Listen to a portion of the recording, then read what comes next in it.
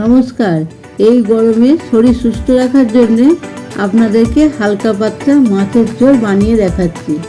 কড়াইয়ে পরিমাণ মতো তেল দিলাম, তারপর বাটা মাছগুলো ধুয়ে নুন হলুদ মাখিয়ে আমি কড়াইয়ে দিয়ে একটা একটা করে ভালো করে ভেজে নেব, যতক্ষণ না লাল রং ধরছে তারপর তুলে নেব।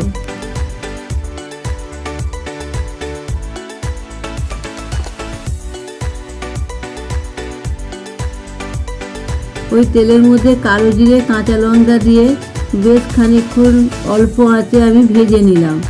ভাজার পরে আলুগুলো দিয়ে দিলাম।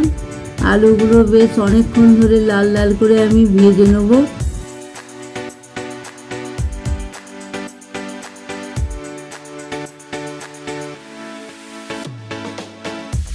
আলুগুলো আমি ভেজে নেব একটু হলুদ আর সামান্য একটু নুন দিয়ে। আমি আলুগুলো ভালোভাবে ভেজে নেব।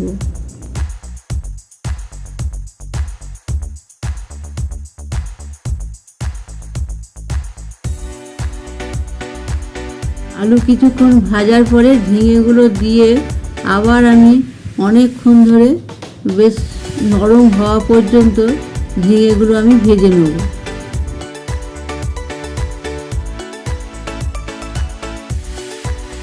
আলু আর ঝিঙে আমি ভাজতেই থাকবো, তারপর চাপা দিয়ে 10 মিনিট রেখে দেবো।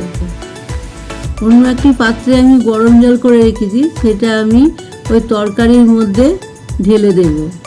গরম জলটা দিলে স্বাদটা অনেক ভালো হয়। এবার এই ঝোলের মধ্যে একটু চিনি দিলাম 1 চামচ মতো, আর ভেজে রাখা মাছগুলো দিয়ে দেব আমি।